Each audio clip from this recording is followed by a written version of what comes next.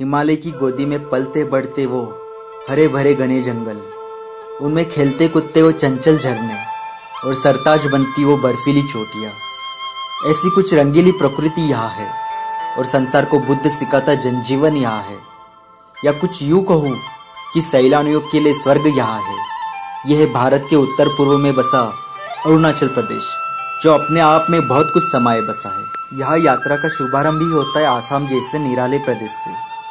Guwahati airport या Guwahati railway station से आगे का सफर सड़क तय करती है। गुवाहाटी स्थानीय भाषा में गुवाहाटी का मतलब सुपारी का बाजार है। जाहिर सी बात है कि सुपारी के बगीचे रास्ते में आपसे हाय हेलो करते हैं। पूरे दिन का सफर आसाम से होकर गुजरता है। गाड़ी की खिड़कियों से आसाम के जनजीवन के झलकियों को लुत्फ उठाते सफर बढ़ता रहता है और जैसे जैसे सफर आगे बढ़ता रहता है वैसे वैसे ठंडी हवाओं की थपकियां आपको थपकाने लगती है।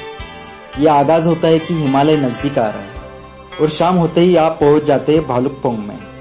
अरुणाचल में प्रवेश करते ही ये छोटा सा पर काफी खूबसूरत कस्बा आपका स्वागत करता है। उस दिन की रात यही कटती है। सुबह होते ही जैसे आप बाहर आते हो यहाँ की खूबसूरती का एहसास होता है। यहाँ बहने वाले कामिंग नदी में आप वाटर राफ्टिंग का लुत्फ उठा सकते हैं। यहाँ से आगे का सफर लोअर हिमालय के घाटियों से आगे बढ़ता है। यहाँ का वाइल्ड लाइफ इतना समृद्ध है कि सफर में हाथियों का झुंड रास्ता रोक दे तो आश्चर्य नहीं होना चाहिए। आगे जब रास्ता टेंगावली से होके गुजरता है तो जगह जगह आर्मी कैंप्स नजर आने लगते हैं। यहाँ से आगे भारत का चौड़ा सीना नजर आने लगता है। वर्दी पहने ये जीवन देखते देखते अपना खुद का सीना भी गर्व से फूल जाता है। घाटियों से मोड़ काटते काटते दिन ढलते हम पहुंच जाते हैं अपने दूसरे दिन के ठिकाने पे, सांगती विलेज में। यहाँ पे बने मकान इतने पुराने हैं कि कुछ तो 500 साल से भी पुराने हैं। तभी तो इनको देखते ही असल में नॉर्थ ईस्ट के असली जनजीवन का परिचय हो जाता है। और यहाँ ठहरने का मौका मिले तो बात ही कुछ और है। तो ऐसे ही किसी होमस्टे में वो रात कट जाती है। अगली सुबह पैर चल पड़ते उस वैली में कोई छोटे से ट्रैक के लिए। दरअसल सांगती वैली मशहूर है कुदरती नजारों के लिए। वैली से बहने वाली फुदकती नदी, चारों तरफ से ऊंचे पहाड़ों का घेरा और दिखते ग्रासलैंड ऐसे लगते कि यह जगह कहीं स्विट्जरलैंड में तो नहीं, पर नहीं, यही तो है मेरा भारत जिसमें समाई ये दुनिया भर की खूबसूरती। ट्रैक के बाद होना होता है दिरांग का साइट सीइंग, जिसमें हम विजिट करते हैं थुप्सुम धार्गे मोनेस्ट्री, कालचक्र गुम्फा और दिरांग जोंग। मोनेस्ट्रीज की खूबसूरती दिल में तस्वीरें बनाए रखती है और रोशन करती है दिल को बुद्धिज्म के दिए से। ये सब देख के हम वापस लौट आते हैं सांगती वैली में। अब का ठिकाना होम स्टे में नहीं तो नदी किनारे बने खूबसूरत स्विस टेंट में होना होता है। वो रात काफी खूबसूरत और अनोखी होती है। पूरे टूर में आप लज्जतदार व्यंजन चखते हैं, पर यहाँ आप खुद से मोमोज बना के चखते और चखाते हैं। चांद चांदनी से सजे खुले आसमान तले बॉनफायर के पास बैठकर आप उस रात को रंगीन बनाते हैं। अगले दिन की सुबह आप निकल पड़ते तवांग के लिए। आपकी गाड़ी हिमालय के घाटियों से और ऊपर चढ़ने लगती है। आपको एहसास होने लगता है कि ठंड बढ़ रही है और शरीर पे एक लेयर और चढ़ाना पड़ेगा।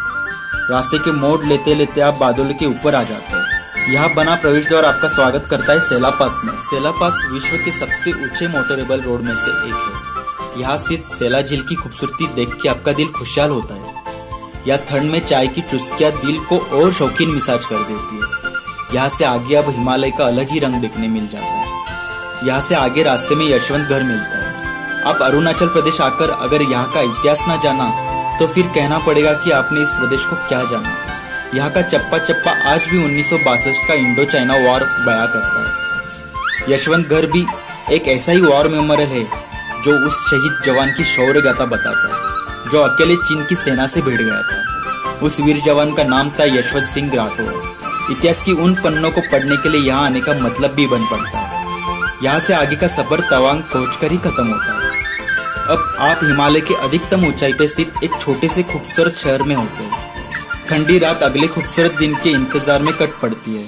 अगली सुबह दिन जल्दी खुल पड़ता है क्योंकि अब आप हिंदुस्तान के उस हिस्से में होते हैं जहाँ सूरज की किरणें बहुत जल्दी दस्तक देने चली आती है। उस दिन गाड़ी आपको हिमालय में इतना ऊंचा ले आती है कि आपको हर जगह सफेद सोना दिखने लगता है। जमीन पे बिछी बर्फ की चादर के ऊपर से आपकी गाड़ी बुमला पास की तरफ दौड़ने लगती है।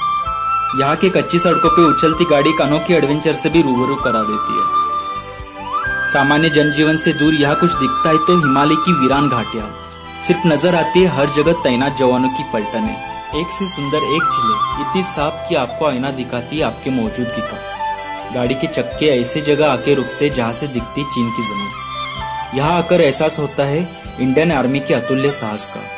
बुमला पास ही वो जगह थी जहां से दलाई लामा ने भारत में प्रवेश किया था। देश और देश के वीर सुपुत्रों को सलामी के बाद गाड़ी कुछ करती है सेंगेस्टर लेक की तरफ। अर्थक्वेक के वजह से बनी ये झील बेमिसाल है। कोयला मूवी में माधुरी दीक्षित का तन्हाई तन्हाई गाना यही पिक्चराइज किया गया था। तब से ये झील इतनी मशहूर हो गई कि इस लेक का नाम ही माधुरी लेक हो गया। जाहिर सी बात है कि इस झील की खूबसूरती की वजह से माधुरी के ग्लैमर में भी इजाफा हुआ होगा। इस यादगार दिन के बाद फिर से लौट आते तवांग में। रजाई में और एक हसीन रात कट जाती है। अगले दिन तवांग का साइट सीइंग होना होता है। उसमें सबसे बड़ा आकर्षण जो रहता है वो है तवांग मॉनेस्ट्री। भारत की सबसे बड़ी और विश्व में दूसरी सबसे बड़ी मॉनेस्ट्री है ये। इस मॉनेस्ट्री से जुड़ी और ढेर सारी रोचक बातें हैं जिसे यहाँ आकर ही उजागर करने का अपना ही मजा है। प्रदेश सरकार ने हाल में तवांग में हर साल तवांग फेस्टिवल का आयोजन शुरू किया है, जिससे सैलानियों को यहाँ की संस्कृति को करीब से जानने का मौका मिल पा रहा है। नेक्स्ट डे रिटर्न जर्नी शुरू हो जाती है। लौटते समय नूरानंग वाटरफॉल का रुख किया जाता है। वैली में रास्ता बनाती सूरज की किरणें जब इस विशाल झरने को काटती है तब बनने वाला इंद्रधनुष्य का नजारा देखते ही बन पड़ता है। इसके बाद पहुंचते हैं बोमडिला में, जो पहाड़ी पे बसा एक छोटा पर खूबसूरत टाउन है। यहाँ की मॉनेस्ट्री इस टूर का आखिरी आकर्षण होता है। छठे दलाई लामा का जन्मस्थान होने के कारण इस जगह को विशेष महत्व है। वो टूर की आखिरी शाम और आखिरी रात होती है। साधारण जान पहचान से शुरू हुए इस ट्रिप को जाने पहचाने दोस्तों को अलविदा कह के खत्म होना होता है। पिछले कुछ दिनों की यादों को टटोलते हुए ये रात भी गुजर जाती है। अगले दिन गाड़ी गुवाहाटी पहुंचने के लिए कोई और रास्ता लेती है। वो शानदार सड़क देखते हुए ताज्जुब होता है कि ऐसी सड़कें इंडिया में भी है। प्रकृति के शानदार दृश्य देखकर मन में आता है कि ये सफर कभी खत्म ना हो, पर हर सफर को खत्म होना ही होता है।